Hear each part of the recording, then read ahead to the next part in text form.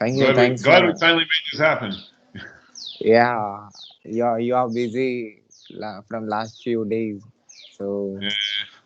I'm waiting for Well, you.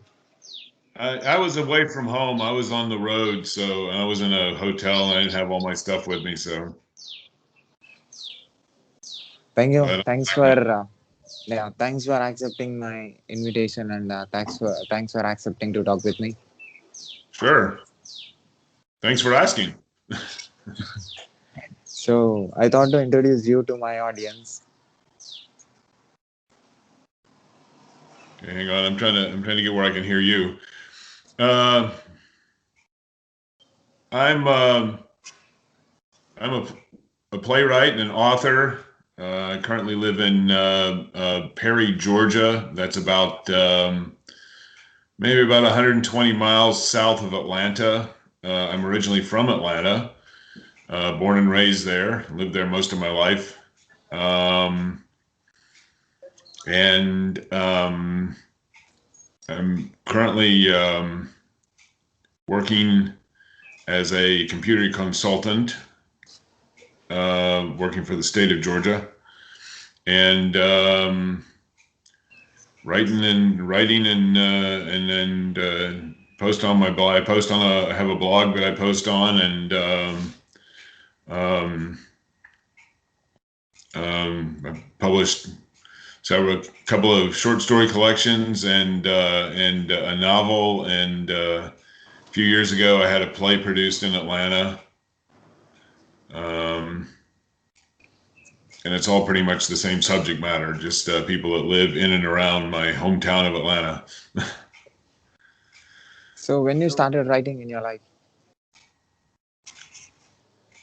I've been writing pretty much my entire life. When I was a little kid, I used to make up these cartoons, these comics that I drew myself that I would annoy my friends with, and from there I graduated to writing. By the time I was in high school, I started writing poetry. Um, Started out writing kind of joke poetry, kind of funny stuff, and then switched over to more serious stuff. I did that for a few years. Then about the time I got into college, I started writing longer things. I've been trying to write a novel for quite a while. I actually finished one finally in 2007, and that was my first finished work. But I've been writing stories, and I had some stuff published in my journal, the journal in my college at Georgia State University back around the mid 80s. Um, and I published a genealogical article on my family in a historical publication from Virginia back probably also in the 80s. And so I've been writing my entire life, but I've been actually finishing things and getting published since about the late 90s and early aughts. so one small request: can you put your camera a little downwards so that Sure. viewers can see you completely? Yeah, thank Is you. that better? Is Yeah, that very good? good. Okay. Yeah. So it's long time back you started writing. Yes. I published my first full length novel in 2007.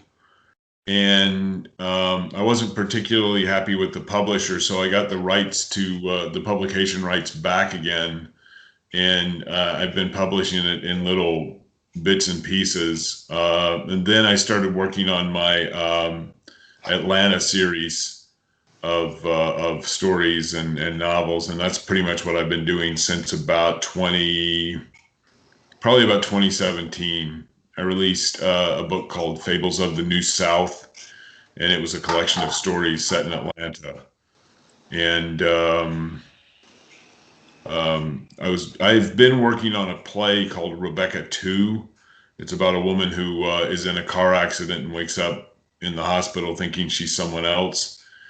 And I didn't get very much traction with it, so I turned it into a novel.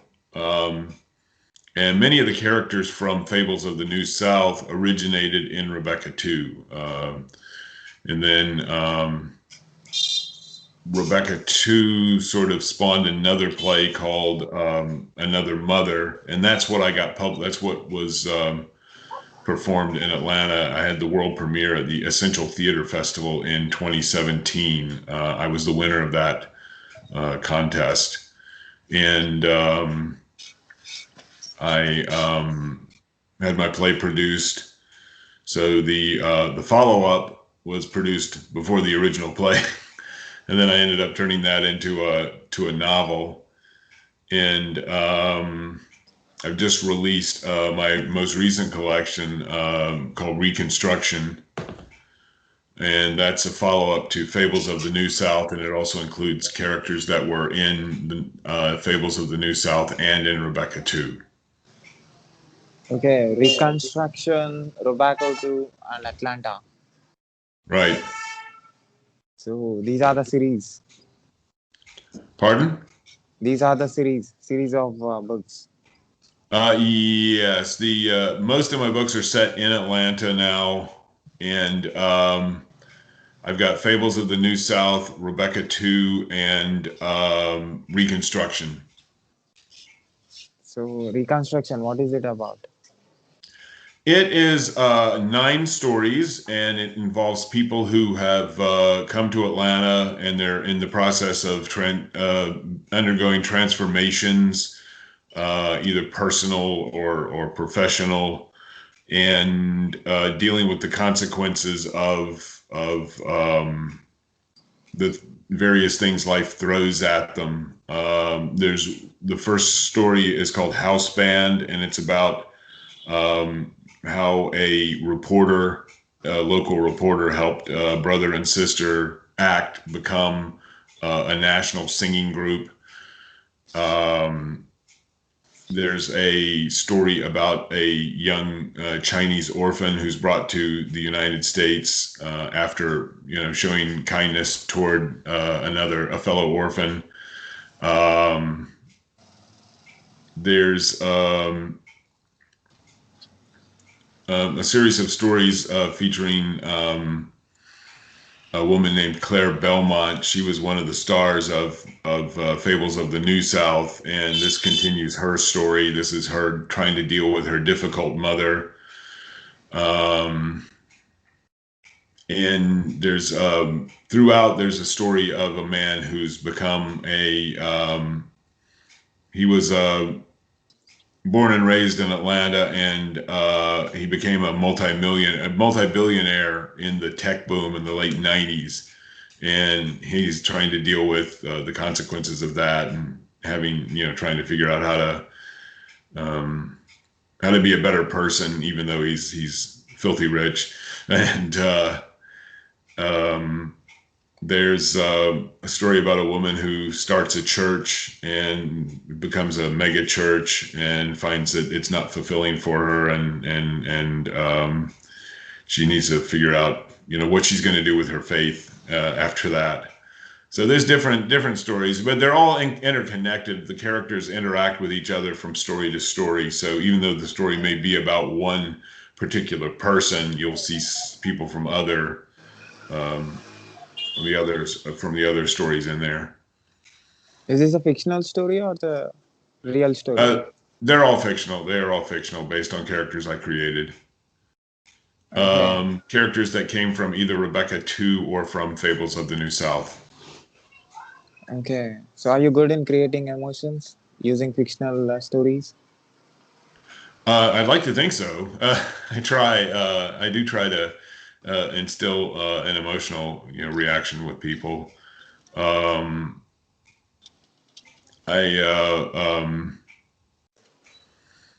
Well, it's people going through transformations and people changing, and that's something that's a universal theme for everybody. I mean, we all go through different periods in our life where things don't always work out, and sometimes things do work out and then don't work out.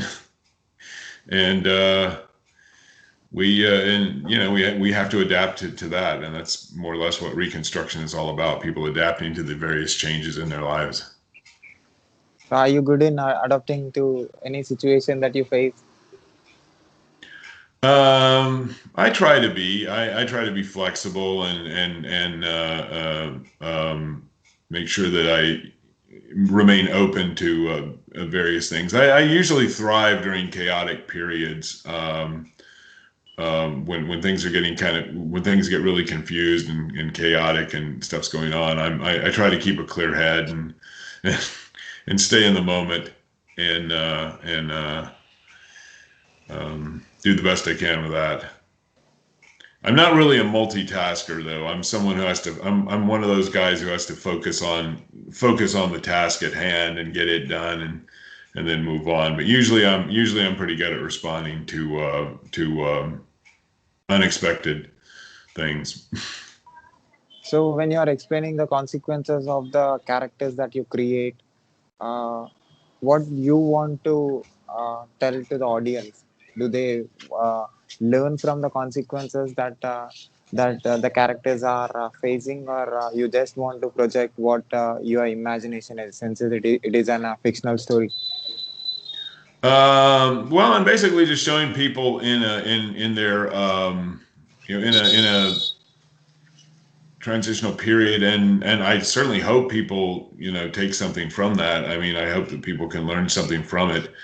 Um, so I mean, it's I try to present situations that are real, situations that an average person would recognize and identify with, and I certainly want them to make a connection with the character and perhaps see that maybe things aren't totally hopeless and we do. There's one of the characters in the book is um, disabled in a car accident. And it's her dealing with the aftermath of that, because before that she was a competitive runner at school and was getting recognized for her achievements, and that left her in a completely different situation. So I mean, it has people dealing with that. It has people dealing with their faith. It has people dealing with unexpected changes and difficult people and hopefully making the most of it. So it is motivation and inspiration for the people, Yeah, I'd basically. like to think so. I mean, I'd like to think somebody's inspired by it, but I leave that up to the reader. So So when you're creating this situation, where do you sit and write the story? I write from everywhere. This where I am right now. I'm in my office at home, which was one of the bedrooms that I got when I bought this place, and this is where I do most of my actual where I sit down and actually type stuff up and put the books together. But I also have my Mac that I carry with me, and I can type, and I can type things up on it. I do a lot of writing actually on my phone, really, because I use the notes function on there to type notes, and I make myself, voice memos, um, and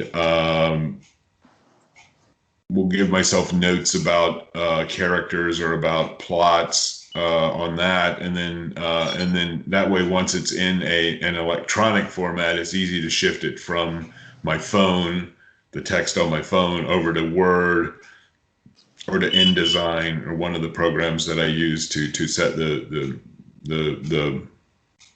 projects up. So I type. There's no place I don't write. I write at work when I'm supposed to be doing other things, and I write at home, and I make myself notes, verbal notes in my voice memos when I'm walking in the morning. In fact, I get a lot of inspiration when I'm walking in the morning. Um, and I've started using the voice recorder for that because it's much easier than trying to stop and type what I want to do and then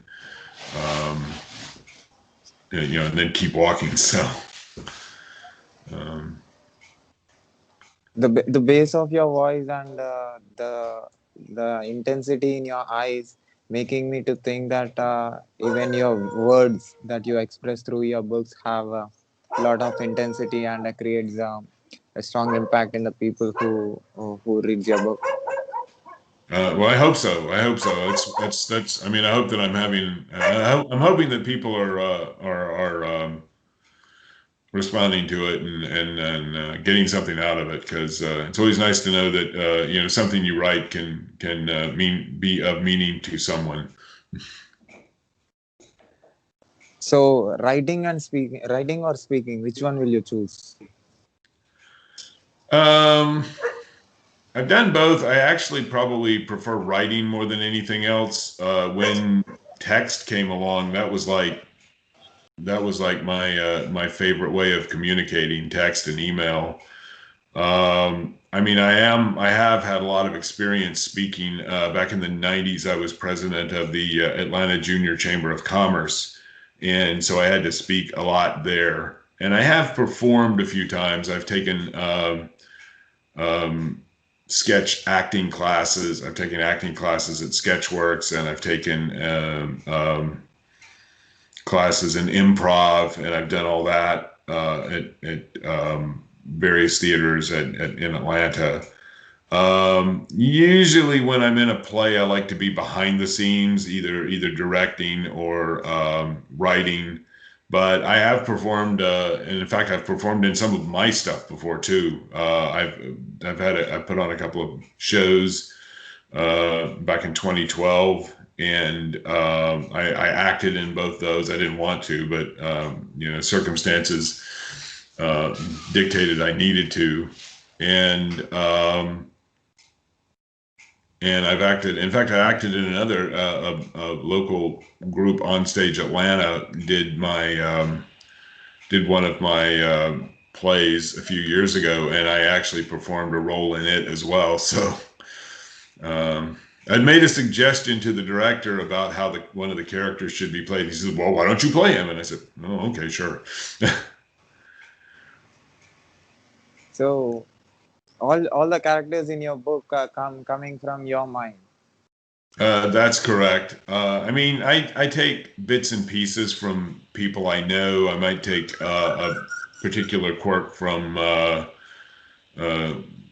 one person I know. In one story that I wrote, I took a manager that was at a job I had when I was in college, and I put him into an office where I worked right after I got out of high school.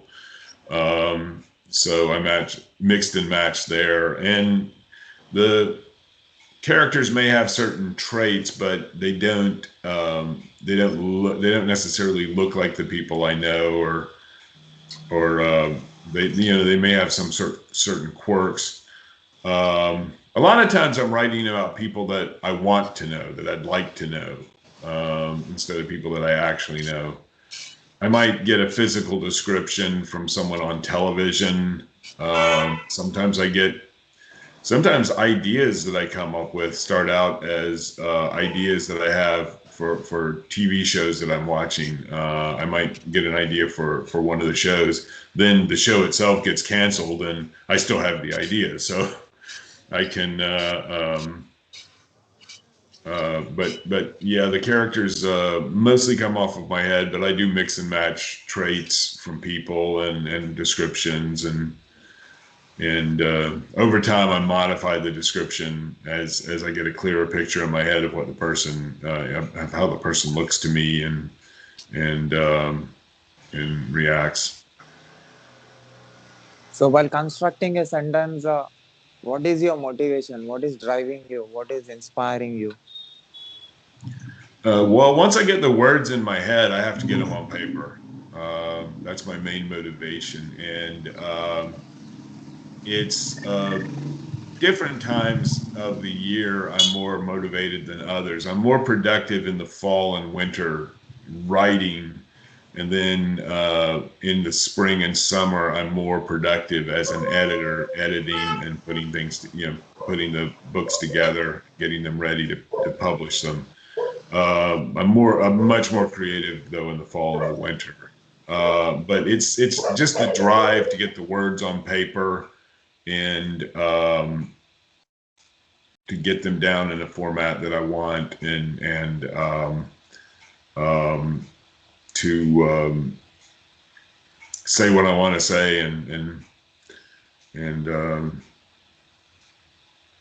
get the ideas out there.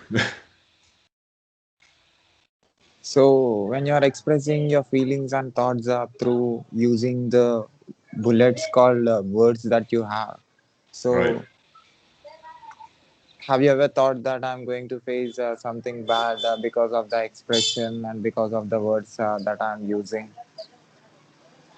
Um, the way I typically write, I just put anything I want on paper, and then I just put everything on paper. I throw everything in the paper, and then go back, and as I'm going along, I'll edit it. And usually, it's the editing process where I start looking at stuff and I start thinking, oh well, I shouldn't say that, or I should say that, or it's, I mean, it's not, it's, there have been times when I was on the internet in the 90s where I would write something and just throw it out there. And really that kind of inspired my current writing style. Um, because there was very little time between when I conceived something and when I published it on the internet. Um, Now I go through a process where I just write and write and write. I just write whatever I want, and I might write 30 pages, and only about two of them survive in the final draft. I really don't throw anything away, though. I keep ideas. I keep ideas in my head, and I keep ideas on paper, and I keep notes of things that I've done, and they will resurrect later in other works. They may come back later in other works.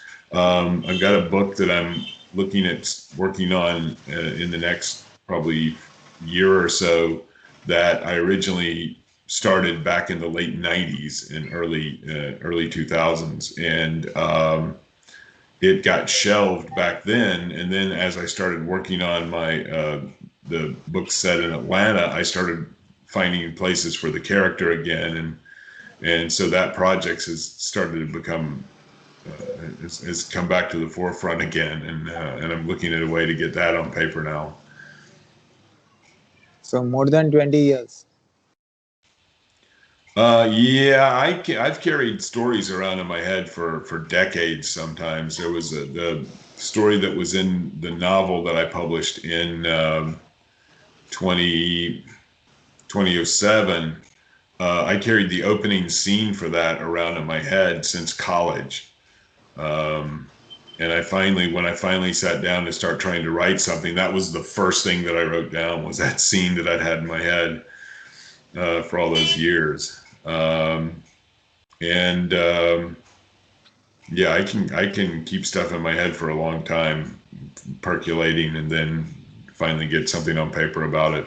There are other stories. There's a story in Fables of the New South called "A Debt to Pay," and it involves it's the story about the drunk driver who puts the woman in the wheelchair, and I had a story idea. I had an idea back sometime when I was in college about a man who gives up his life to devote his time to helping the woman who he had put in a wheelchair. And I actually put it on paper. I actually finally created the story when I started my blog, and I needed stuff to put on there, so I just wrote that out and developed it some more, and it ended up in it actually ended up in two collections. I published a short story collection called Freedom and Consequence, I guess around 2012, 2013. And that was one of the stories there. And I revised it when I was putting together Fables of the New South, and gave it a little more depth and defined the characters a little better, and published it there as well. How much time you take for reconstruction? Reconstruction took a pretty long time. I've been working on I started on the stories in Reconstruction about 2 years ago.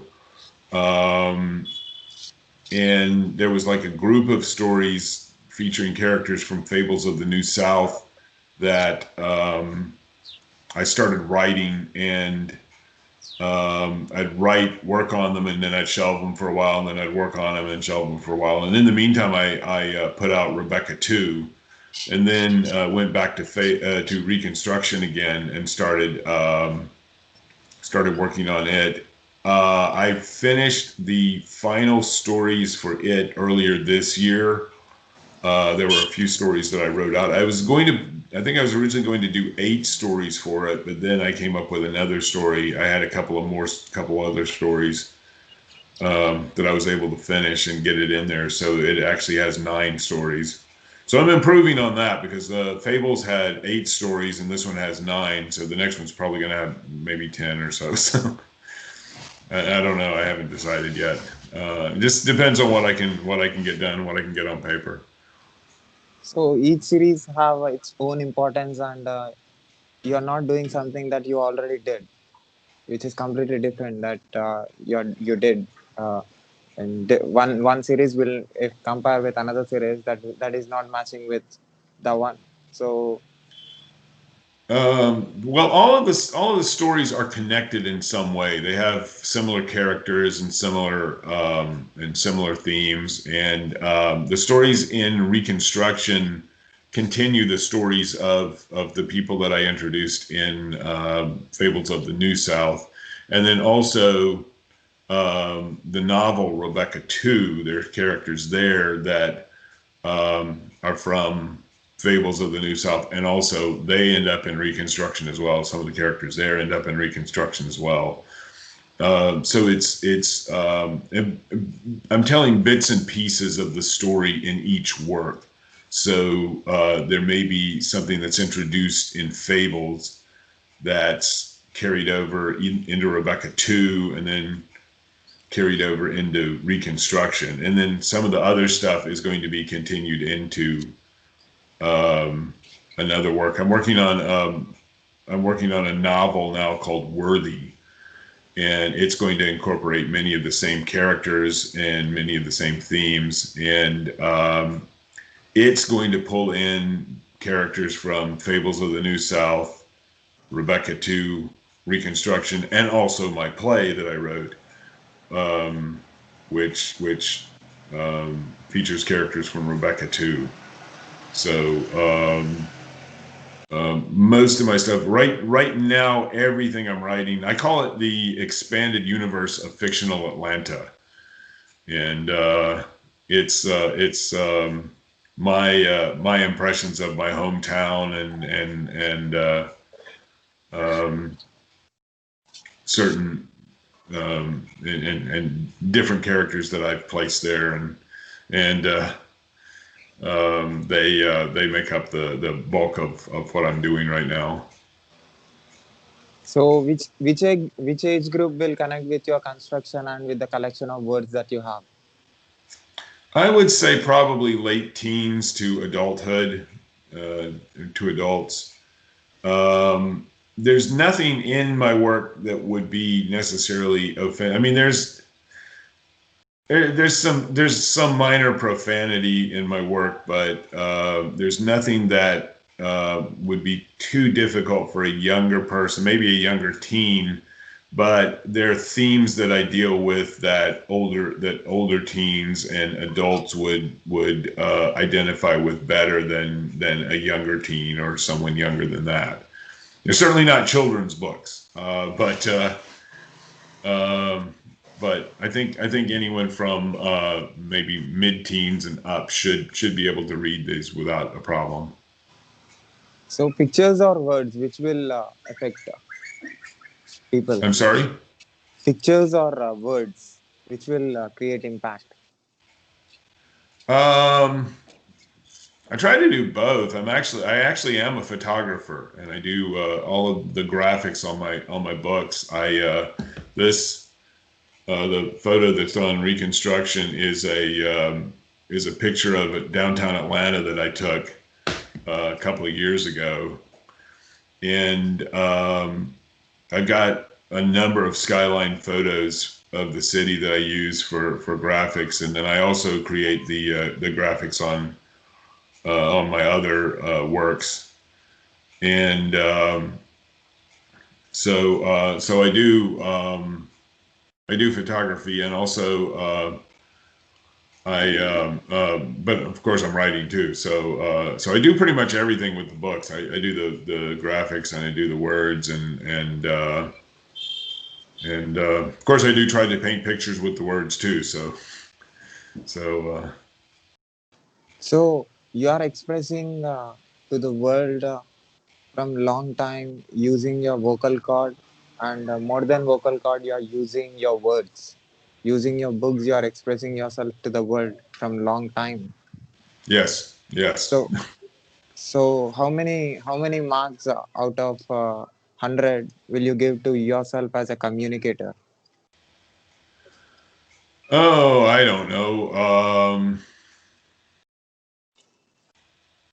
I don't know, maybe 60 or 70. I've I put the words out there. I put the words out there, and then wait for somebody to read them. So part of communication is having someone to communicate with.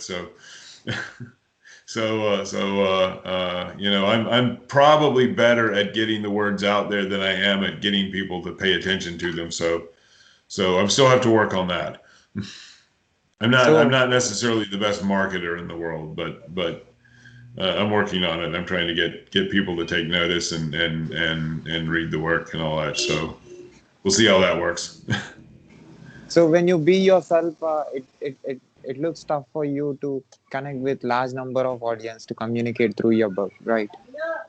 So sometimes you have to change yourself. You write to impress people, or you write to just you want to express. You just want to express what you have in your collection, and you just express, and you don't expect any response from the crowd.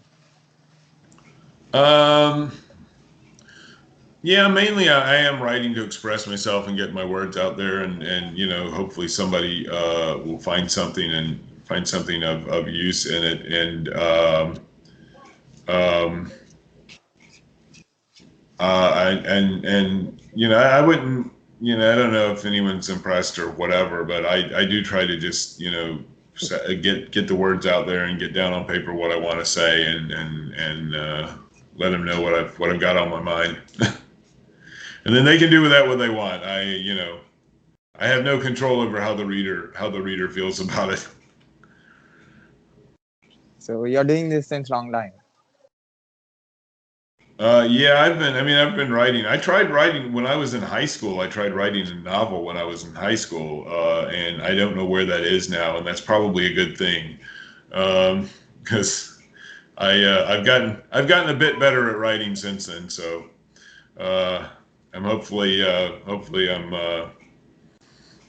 I've gotten better as a writer since then. So uh, So yeah, there will be a lot of different age group authors and writers around the world will be watching this video. So and who gives a lot of importance to the responses, and who will be writing based on the responses that they get. So what do you say about this scenario? What is your observation about this? about the people commenting on the work and all that. Is that what you're? No, the authors who are writing books based on the responses that they get. Um, yeah, I mean, it has an effect. I mean, um, when you're working on something in your head, you don't necessarily you think what you're doing is great and wonderful and all that, and you might put something down and you see it one way, but someone else gets a different meaning from it. So it's always good to have. I mean, I always listen to feedback, good and bad. I don't listen. I mean, when somebody's just deliberately trying to be, contrary about something, I don't necessarily listen to that. But if someone offers honest feedback for my work, I listen to it, and I try to take into account what it is they're saying. As an example, a story when I was in grad school in a writing workshop.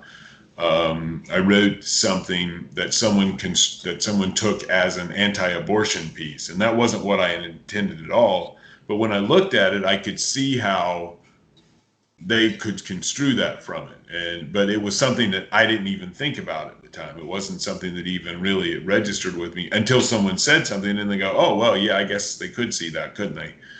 So it's always good to get feedback, and it's always good to hear from people. There's actually someone I work with who does editing on my work, and she will offer she's of a different generation than me and also different gender. So she gives me a different perspective than what I see, and it's very helpful. And it's definitely helped me develop, having someone to look at the work and comment on it, and see things that I might miss, and read things in a way that I'm not reading them. So it's always, the feedback is always really good, and it's always and I always listen. I always listen to the feedback when someone comments on my work. So, at last, how many effective books are going to come out from your collection in coming days? Well, right now I actually have 4 books that are available. There's the 3 that I've mentioned, and then I also have a collection of essays and poetry and stories called Words, Words, Words. That one's not really connected to the characters. There's a little carryover from it. I mean, there's a lot of stuff about Atlanta in it. But right now, in addition to the 3 that I've got, the ones that I'm working on, I have maybe 3 in my head, or 3 in my head, and one that I'm sort of actually working on. The one that I'm working on right now that I'm looking at maybe putting out next is going to be called Worthy.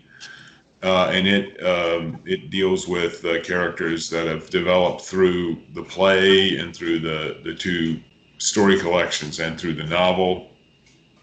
And I've got another one planned about the billionaire, the guy that becomes rich during the tech boom, that I'm working on, and I'm going to call that Boomtown.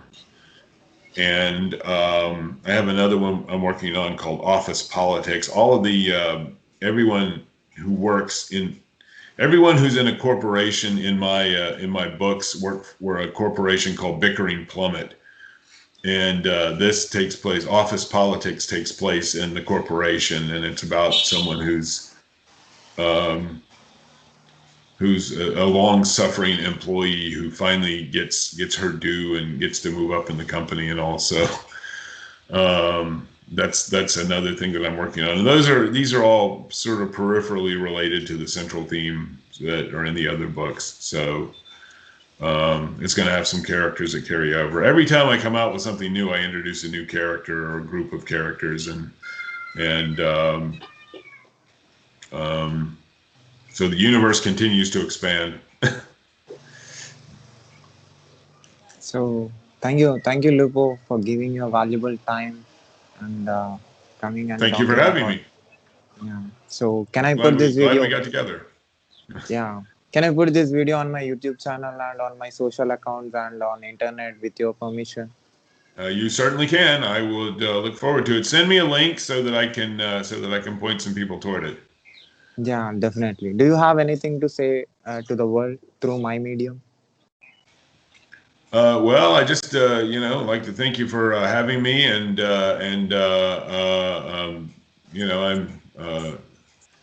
hope people will check out some of the writing, some of my writing. I've got my blog, which is at gmlupo.com.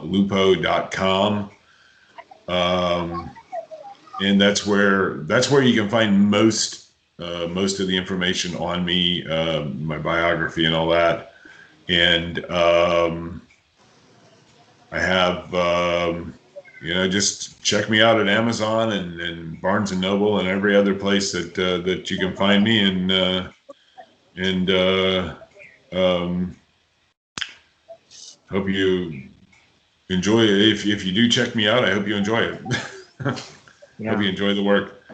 yeah, definitely. And I'll put the links of your books and of your contacts in the description of this video. People who can who watch this video on YouTube, they can find you. They can find your Okay, books sounds too. great. Yeah, Sounds great. yeah. Keep going, keep writing. Be like you wanted, and Okay. do what you love. All right. Well, I'll do the best I can. Yeah. Thanks, man. Thank you. Take care. You too.